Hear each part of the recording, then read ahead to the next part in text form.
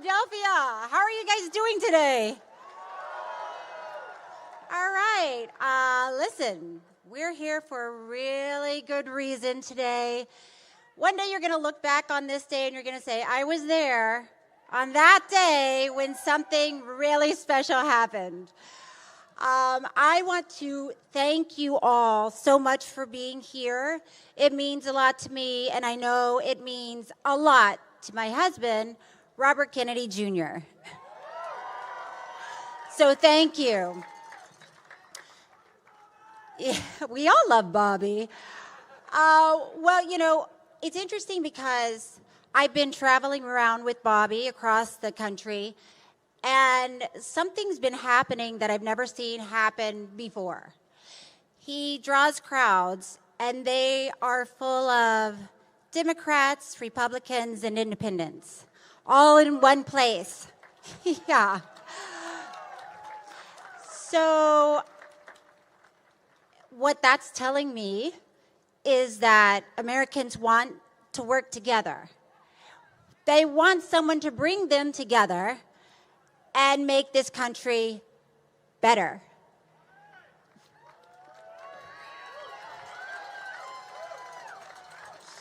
So that's what Bobby's ready to do. He is ready to fight for the working class American because he's been doing it all his life.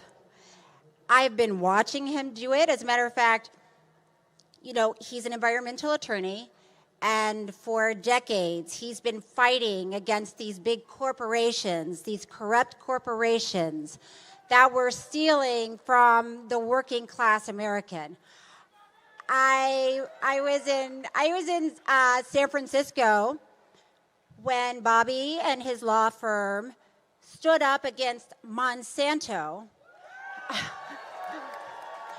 on behalf of one man, a man named Mr. Johnson, who was a groundskeeper at a school, and he would wear Roundup weed killer on a tank on his back and do his job, kill the weeds, spray the lawn, and he started developing lesions on his back. He reached out to Monsanto and told them what was happening. Could this possibly be caused by Roundup? And Monsanto never responded. So Mr. Johnson went back to work. He kept using the Roundup. He got sicker and sicker and developed non-Hodgkin's lymphoma. And Bobby and his law firm sued Monsanto. They proved that Monsanto did indeed see these messages. They saw what Mr. Johnson had said and how he had reached out, and they didn't respond because they were making too much money. So Bobby has stood up for the little guy, for the average person who's just trying to make a living. He's been doing that all his life. They won the Monsanto suit, which of course, yeah. And then that, of course, opened up to other suits because Roundup is killing people. So one thing I know about Bobby is if he hears that can't be done or you can't do it, it only sparks a fire in him and it makes him fight harder. So I'm here to tell you that Bobby is ready to fight for you guys. Are you ready for him to fight for you? Okay,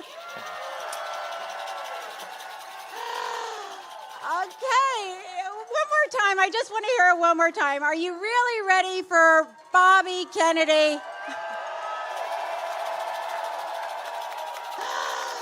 Okay. All right, listen, I know you didn't come here to hear me talk. I thank you, one person. Oh, two people. Thank you. I am not going to wait. I'm not going to make you wait any longer. The moment you've been waiting for, we're all dying to hear from Bobby. So why don't you please make a lot of noise and welcome the next president of the United States of America, Robert Kennedy Jr. And thank you Cheryl for that beautiful introduction and for making me the happiest man alive with the most unbelievable wife. I want to thank the other members of my family who are here, particularly Amaryllis, who's done such a great job co-managing the campaign, and my son Bobby, and Jackie, and Becky, and Anthony Shriver, and Carolina, and Eunice, and Jesse Shriver, and the other members of my family are here.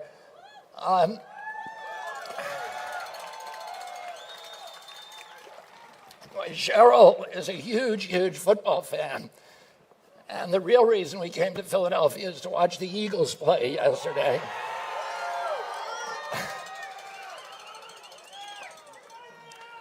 I want to thank also Louis Grassrope for giving the invocation today. Louis, as he said, is a tribal elder of the Lower Brule Sioux, the Lakota people in South Dakota. My father, about a week before he died, my father spent a full day at the Lakota reservation at Pine Ridge.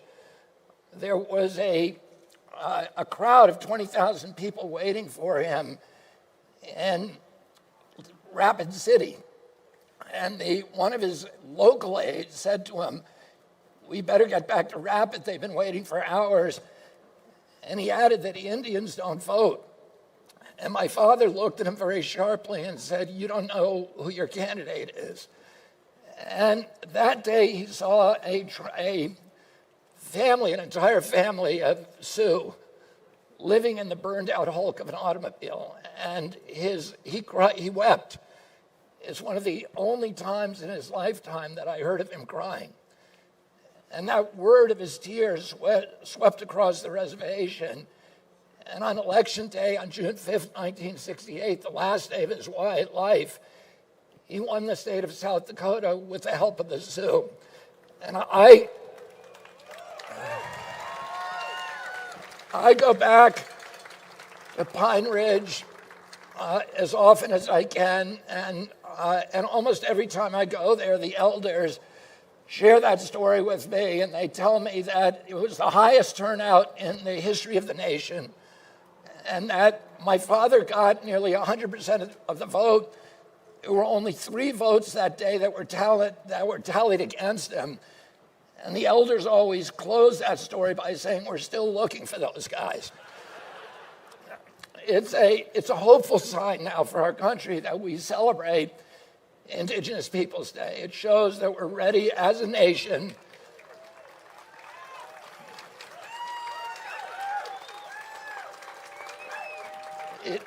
It shows that our country is now ready to explore and to tell each other the untold histories of those dispossessed people who have previously languished on the margins. But today, as the corrupt powers have overtaken our government, the ranks of the dispossessed have swelled so that they not only include Indigenous Americans and Black Americans and Hispanic Americans, they include tens of millions of people who live paycheck to paycheck in financial desperation. The dispossessed also include the legions of the chronically ill, of the addicted, the depressed, the 80% of our country that cannot afford a middle-class lifestyle. A rising tide of discontent is now swamping our country. There's danger in this discontent, but there's also opportunity and promise. The danger is that the demagogues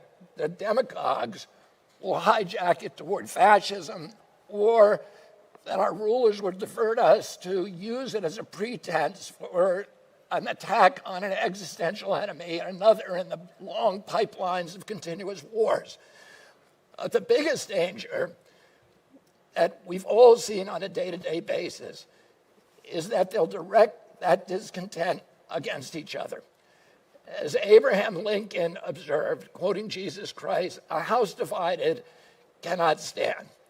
A polarized nation is easy for corrupt powers to manipulate and to control and to strip the wealth, its freedoms, its equity, its dignity. Those are the dangers. So what is the promise? The promise is of reunion. We are told today that our nation is hopelessly divided. But I found something different as I travel this country. The most hateful voices, of course, are always the loudest. But there are a lot of quiet Americans who are looking at disgust at the vitriol, the name-calling, and the venom. They want it to end. They want us to get along. They want to end.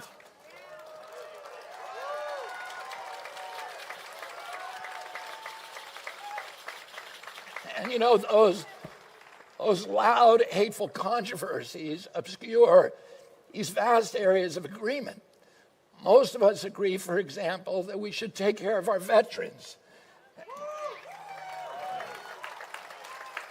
Most of us agree that we should seek peace abroad instead of war.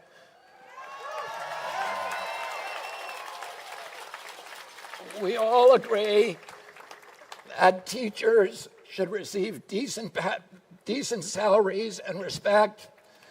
We all agree that housing should be affordable and that corporations should pay their fair share. We all agree that we want a clean environment, that we want wholesome communities for our children. And yet these universal yearnings stand alongside a broad agreement that our country has lost its way. Americans are weary, they're tired of the culture war, the phony slogans, the politicians who use the partisan blame game to divide us against each other and keep us all at each other's throats. And people suspect that the divisions are deliberately orchestrated and that getting us to hate each other is all part of the scam. And they're fed up with being fooled. They're ready to take back power.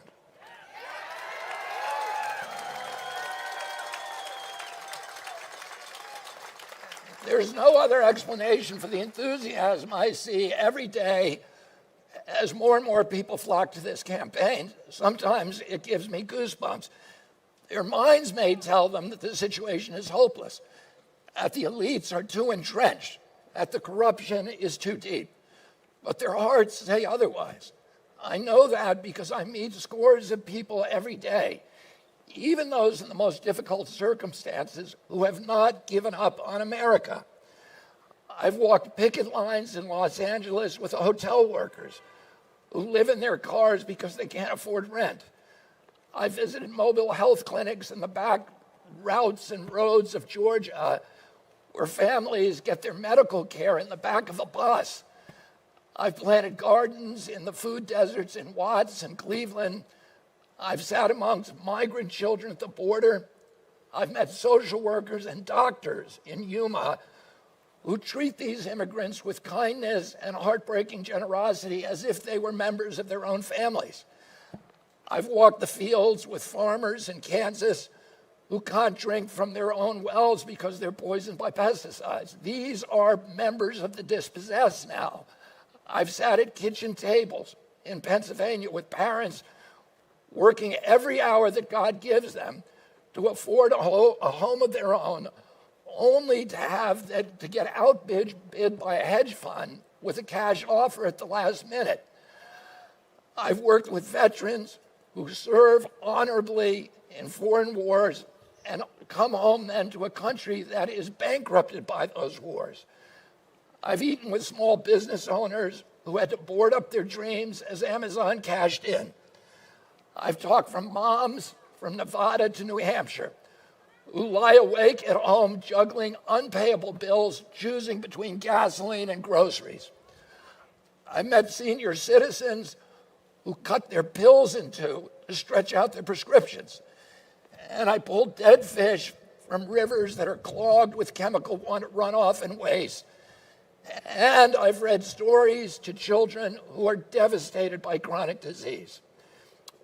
it can all look pretty dark. We seem to be cycling from despair to rage and back to despair again. The country is sitting on top now of a powder keg. Americans are angry at being left out, left behind, swindled, cheated, and belittled by a smug elite that has rigged the system in its favor.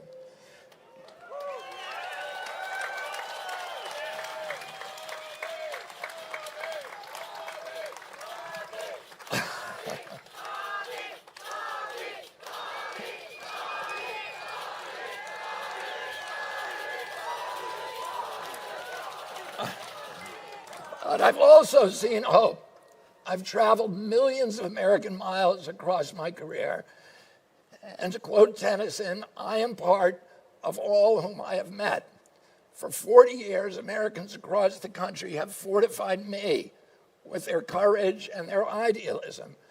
But this year, I have witnessed an upwelling of optimism that I've never seen before. And optimism isn't the same thing as denial. We have to acknowledge the truth. We do face a decaying infrastructure and record levels of suicide, depression, addiction, chronic disease. We do face an entrenched political corruption and an inequality of wealth not seen in a century. But the good news is that people like yourselves are finally fed up. Something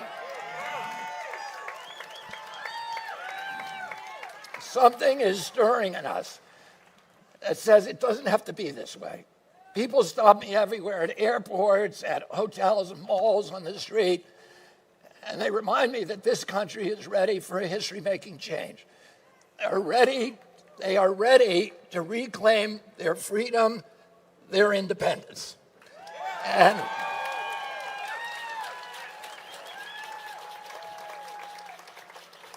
And that's why I'm here today. I'm here to declare myself an independent candidate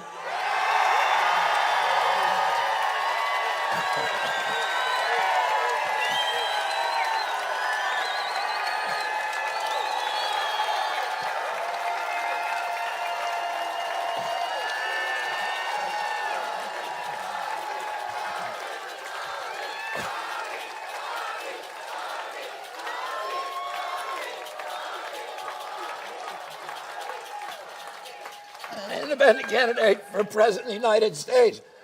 That's not all. I'm here to join you in making a new Declaration of Independence for our entire nation. We declare independence from the corporations that have hijacked our government. And we declare independence from the Wall Street, from big tech, from big pharma, from big ag, from the military contractors and their lobbyists.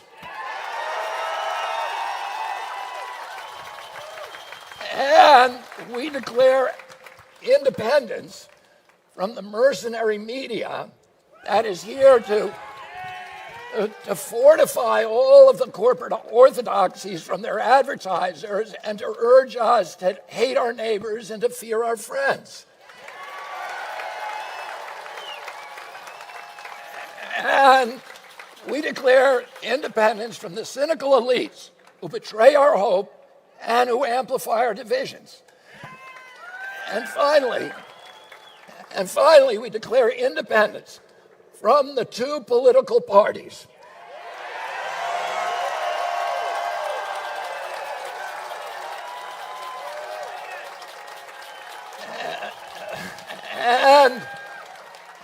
and the corrupt interests that dominate them and the entire rigged system of rancor, of rage, of corruption, of lies that has turned government officials into indentured servants for their corporate bosses.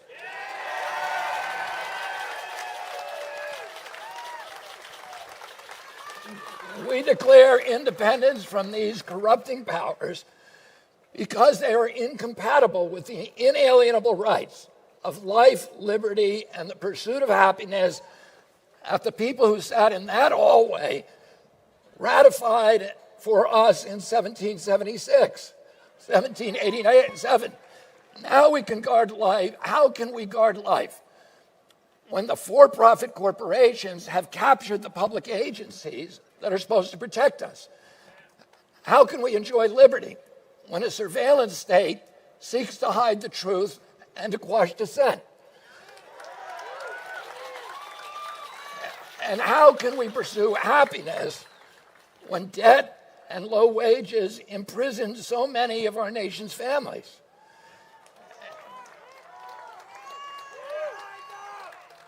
And so I've come here today to declare our independence from the tyranny of corruption, which robs us of affordable lives, our belief in the future, and our respect for each other. But to do that, I must first declare my own independence. Independence from the Democratic Party,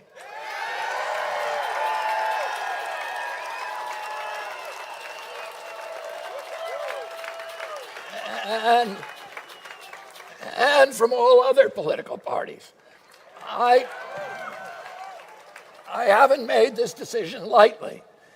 It's very painful for me to let go of the party of my uncles, my father, my grandfather, and both of my great-grandfathers, Honey Fitzgerald, and Patrick, who was the first Irish Catholic ghetto mayor of Boston, and Patrick Kennedy, who was a ward boss in Boston. Both of them launched our political dynasty over 100 years ago. But my sacrifice is nothing compared to the risk our founding fathers took when they signed the Declaration of Independence 247 years ago. They knew that if their revolution failed, every last one of them would be hanged. They chose to place everything on the line. When John Adams put his pen down after adding his signature to the Declaration, he turned to those present and he said to them, sink or swim, live or die, survive or perish, from this day on, I am with my country. I'm going to make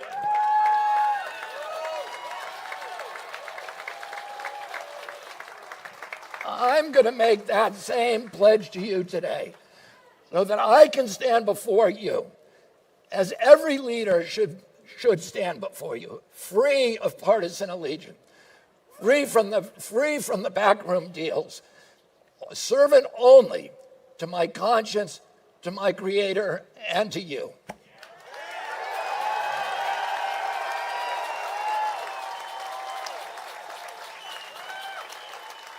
Today, we turn a new page in American politics. There have been independent candidates in this country before, but this time it's going to be different because this time the independent is going to win.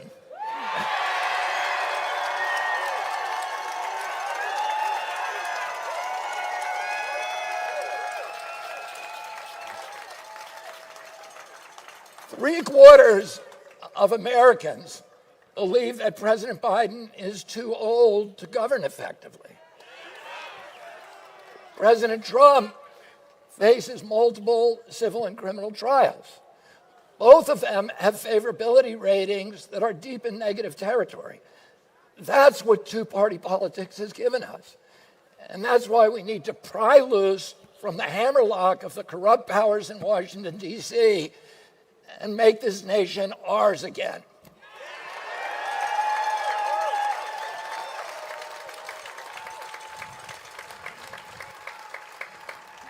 But there's a sacrifice that everyone, including myself, have to make if we're going to reunite America. We're going to have to surrender the kind of political addiction that is ultimately at the root of all of these divisions. And that's the addiction to taking sides. Our nation's renewal is going to begin when we start to treat each other with respect.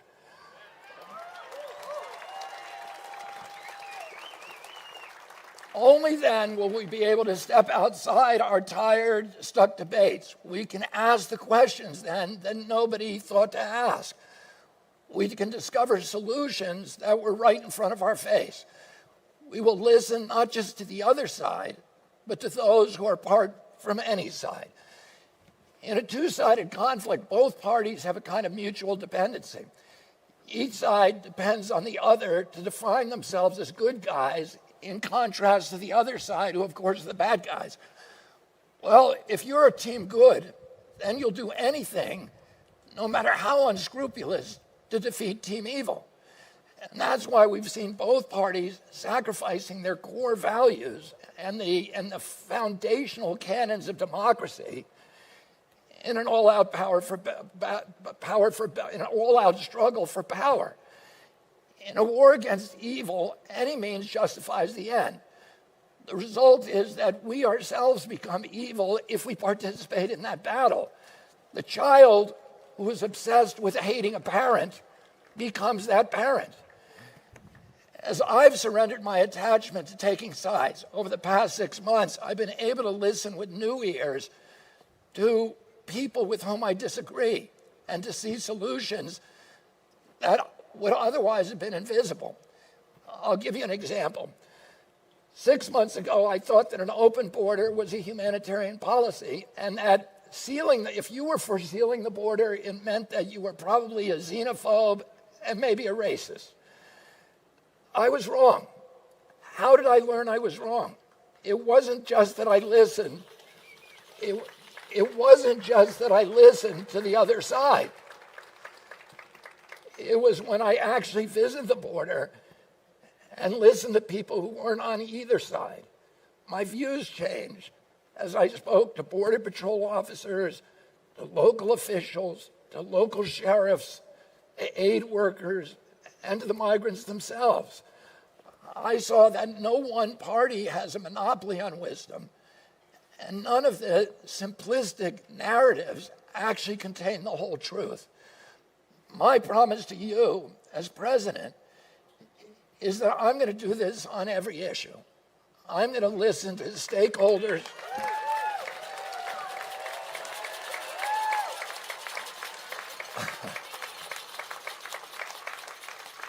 I'm going to listen to the stakeholders from every side and beyond any side. I'm going to uphold my moral convictions, of course, absolutely, but I'll hold my own opinions lightly. I'll look at the evidence and the arguments, and I'll choose not the easy path, not the established path, but the right path.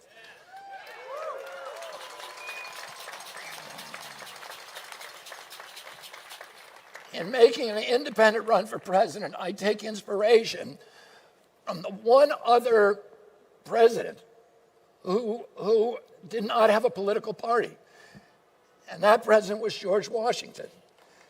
In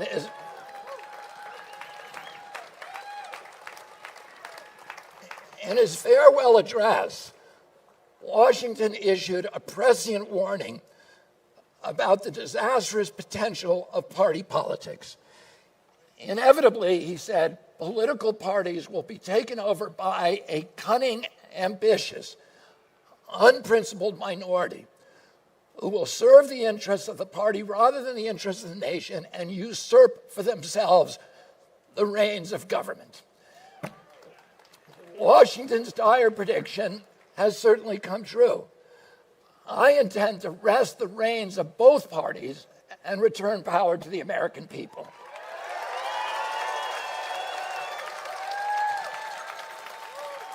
Now, you know, you've all heard the pundits who say, who have been lamenting, how do we get young people to engage again in politics? I see so many young people who have now inflamed with my campaign. And the answer to that question is that that's the wrong question to ask. The problem I found is not the young people. The problem is what my generation, the old people, have done to politics. The millennials and Gen Z are repelled by the toxicity, the pettiness, and more than anything else, by the dishonesty. They want authenticity. Oh no. The problem is the politics. I'm committed to inaugurating a politics that is worthy of their engagement. I want to share with you a hopeful sign. I'm proud to say that my supporters include both pro-lifers and pro-choicers. They include climate activists and climate skeptics. They include vaccinated and unvaccinated. They include people who for years have been on both sides of the culture war. Why? Because more and more Americans are beginning to understand that for the good of our country, one cannot insist on getting one's way on every issue. They understand that people can disagree and still respect each other.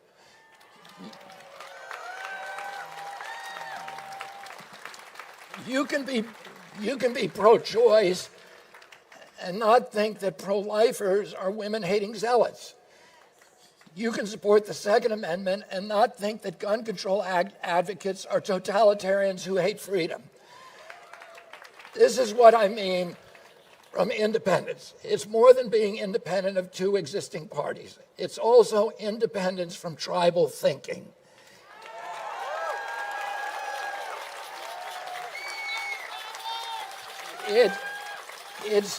It's freedom from the reflex of having to take sides. Instead of asking people, which side are you on? I'm going to ask people, what do you care about?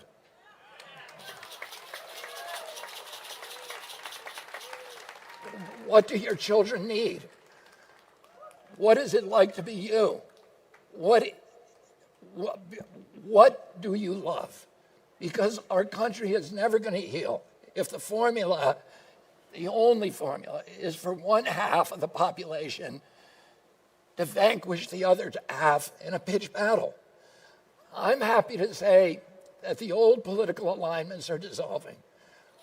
Right and left.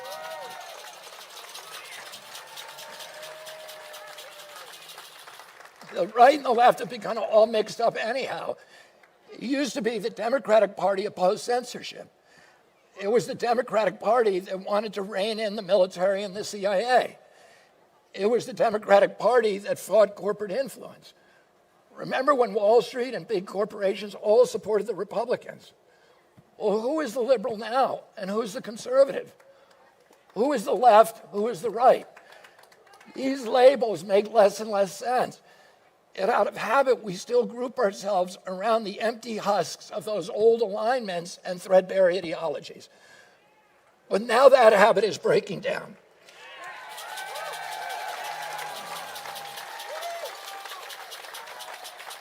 That's why half the electorate no longer identifies with any political party. And 63% of Americans want an independent to run for president. Of course, the outer structures of the party still dominate the political landscapes, but they're hollowed out from within like a building full of termites. What kind of new political structures might emerge from those ruins? What is politics going to look like when it's no longer us versus them? American democracy should be more than just picking between two candidates anointed by shadowy institutions.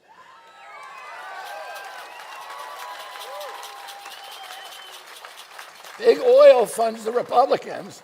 Big tech funds the Democrats. Big pharma and the military contractors make sure to give to both.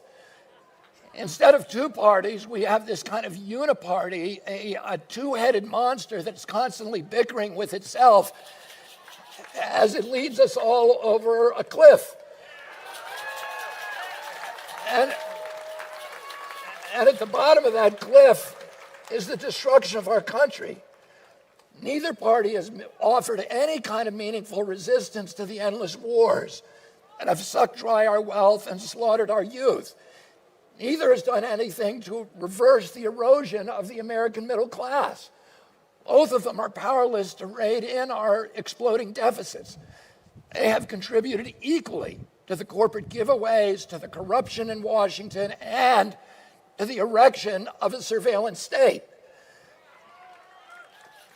Yeah, there are good and honest people within both parties, even in their leadership, but the system itself is hopelessly corrupt.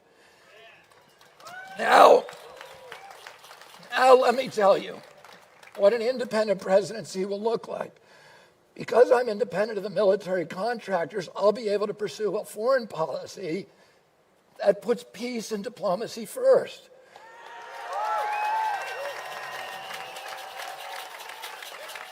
And because I'm independent of wealthy donors, I'll be able to close the loopholes and giveaways that bloat our budget.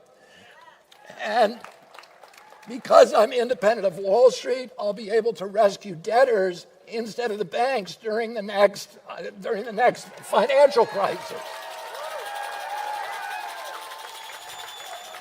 And because I'm independent of big polluters, I'll be able to clean up our soil, our water, our air, and protect our Purple Mountain's majesty.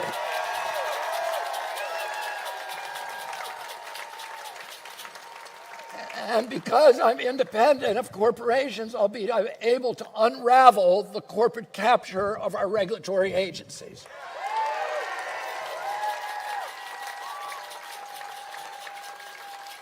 And because I'm independent of both political parties, I'll be able to enact bold policies that are outside of the partisan conversation. Let me be clear, though.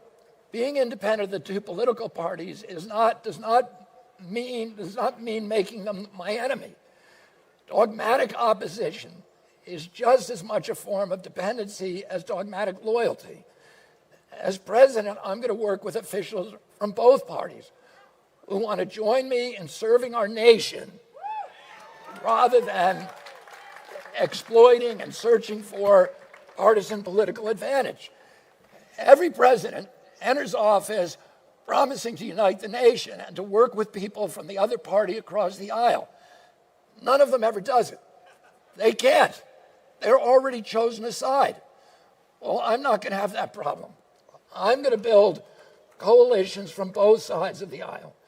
What that means is that members of Congress will start working together across party lines in ways that we've barely seen for a generation. My uncle, Senator Edward Kennedy, my Uncle Teddy, has his name on more pieces of legislation than any senator in the United States history. He did that, he accomplished that because of his capacity to reach across the aisle.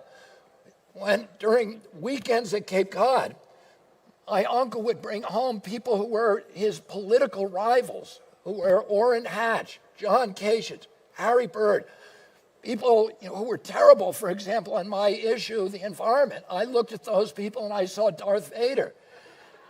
And I would say to Teddy, why are you making these friendships? And he said, because I have a lot of common ground with them. They know the difficulties of living like a politician. And he always said to me, as much as I love our country, they love our country the same. We all believe in our country. We need to be able to talk to each other. And that allowed him to become the most productive senator in United States history. I want to do the same thing with my presidency. And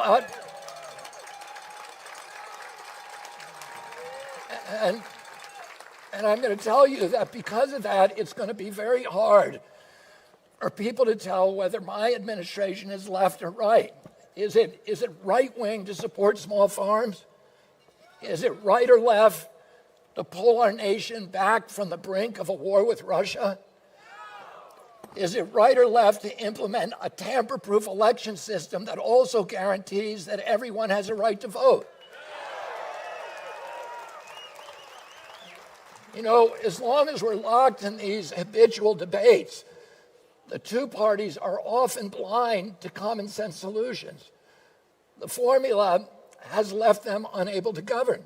Practically every year we do what we did 2 weeks ago or a week ago, which is to come this far from defaulting on a government shutdown. And that's just the most obvious example of the paralysis of the two-party system. The system runs on inertia, year after year, decade after decade. It's like a runaway bus filled with teenagers fighting about who should take the wheel, and they ultimately learn that whoever the driver is, they're all obeying a GPS with the program that's written by lobbyists and corrupt corporate insiders. So I'm not going to just take the wheel. I'm going to reboot the GPS.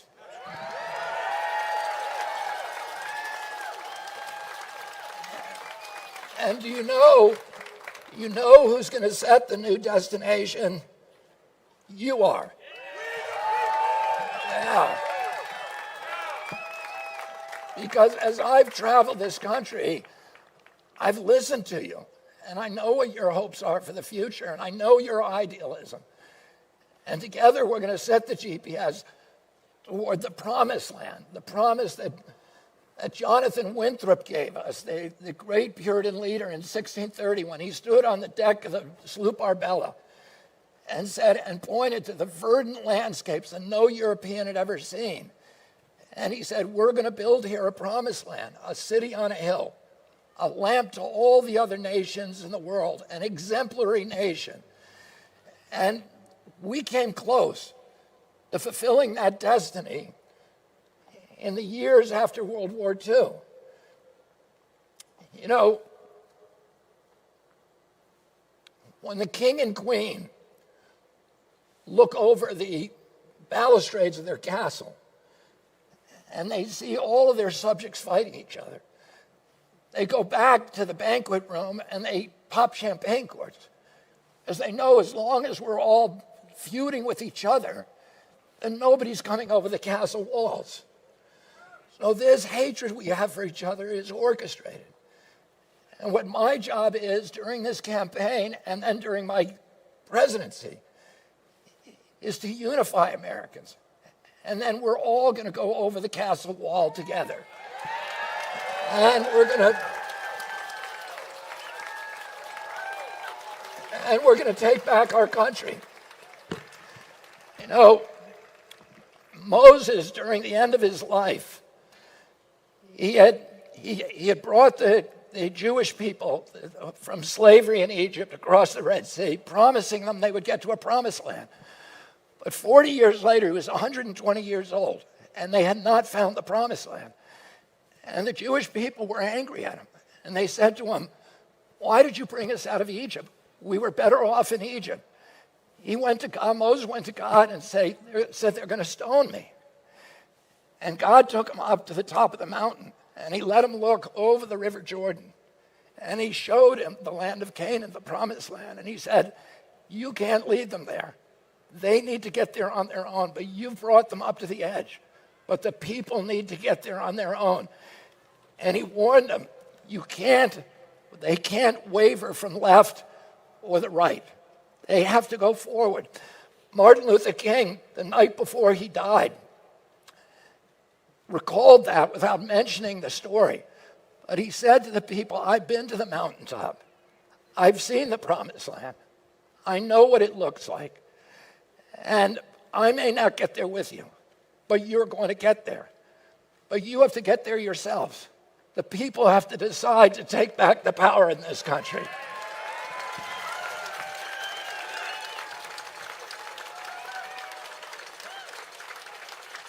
And I, of course, am no Moses or no Martin Luther King. And I am part of a movement where we are determined as the American people to go back and reach that promised land again. And I do know what it looks like because I've had glimpses of it during my lifetime. I know it's an America with a prosperous middle class where if you work hard, if you play by the rules, you can finance a home, you can raise a family, you can take a summer vacation, you can put something aside for your retirement. I know that it's a place where we don't have to choose between economic prosperity and environmental protection. I know it's a place where our children will have the same opportunities for dignity and enrichment and prosperity and good health as the communities that our parents gave us. I know it's a place where every American enjoys the right to vote and everybody has absolute faith that our electoral system has integrity and it's the best in the world.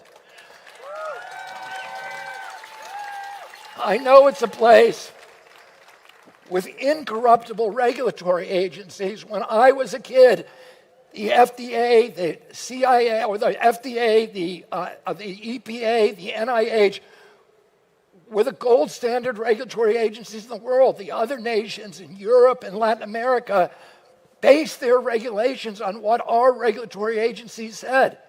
They were absolutely incorruptible. They were gold standard science. I know that that promised land is a place which is a bastion for the rights that are enshrined in our Constitution. And I know that that promised land is a place where America is a moral authority around the world, that people look to us for leadership, that it's a place that promotes peace instead of war. And I know that America is possible when we declare independence from the deadlocked party establishment.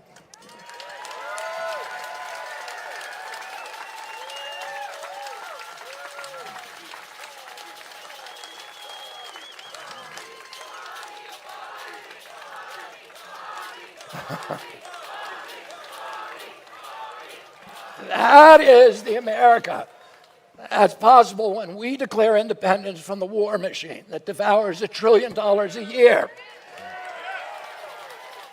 That's the America that is only possible when we stop fighting each other and go over the fortress wall.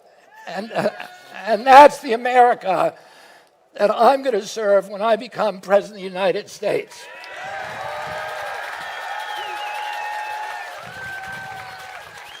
Now, the media pundits are going to tell you that we don't have any chance. They've given me a couple of first names. One of them is long shot candidate. And they say my impact is only going to draw votes from the other candidates. The Democrats are frightened that I'm going to spoil the election for President Biden.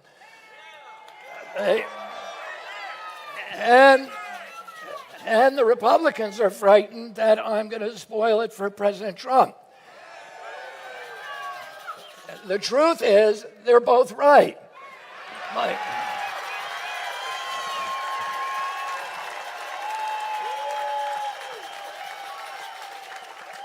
My intention is to spoil it for both of them. And only that inside the Beltway myopia deludes them into thinking that we have no chance of winning. I have seen the polls that they won't show you. I've sat at the kitchen tables that they don't bother to visit. I've shaken hands with tens of thousands of invigorated Americans over the past 6 months who are excited about a change.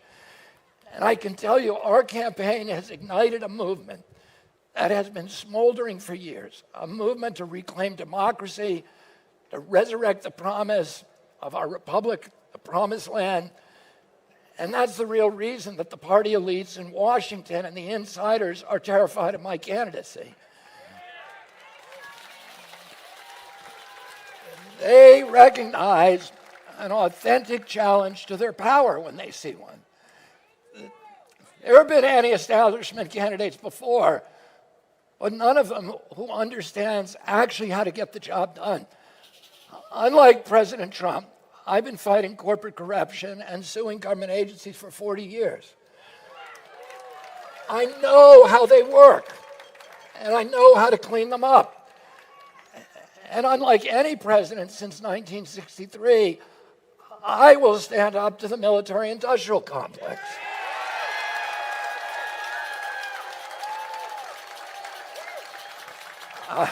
I will cash in the peace dividend, and I'll bring our troops home with honor. I'll rebuild America's strength from the inside out. What really terrifies the elites, though, is not me. It's what I represent, a populist movement that defies left-right division. I am merely the bowsprit of a ship that is going to cut through the armadas of corruption, of secrecy, of lies. And except for the small minority of public officials who are actually corrupt, I'm going to tell you this secret. I am no enemy to the people of the two-party establishment, because guess what? They don't believe in it anymore either. They don't believe their own posturing. They don't believe their own rhetoric. That's why so many public figures, Democrats and Republicans, have told me quietly, I can't support you publicly, but I really hope you win. And they too want liberation from the system that has captured them. And isn't that ultimately what we all want?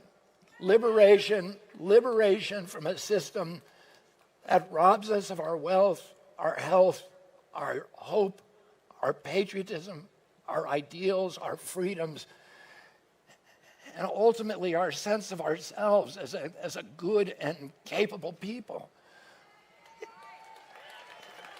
Is that kind of freedom possible?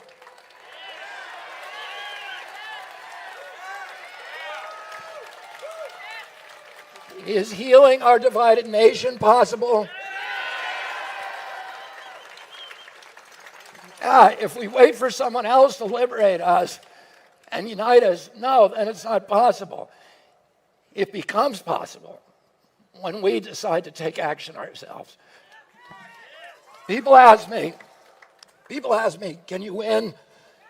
And I want to turn that question back on you. Will our movement win?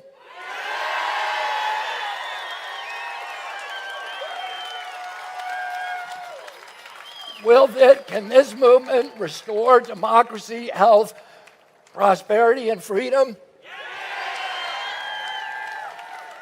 I'm not asking you to make a prediction. I'm asking you to make a choice. It's going to happen if you choose for it to happen. Democracy doesn't come about as a gift from oppressive elites and authorities when they finally relent. Democracy comes when people choose to exercise their power. And so I'm asking you today to join me in exercising the sovereign choice of a democratic people. Are we ready to win?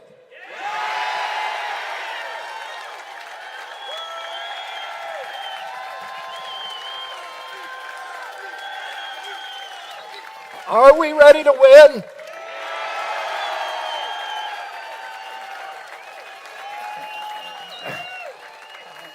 And that's what a new Declaration of Independence sounds like. Remember this moment. We have a year and 1 month until the election. Let's go take back our country. God bless you, and God bless the United States of America. Thank you, baby.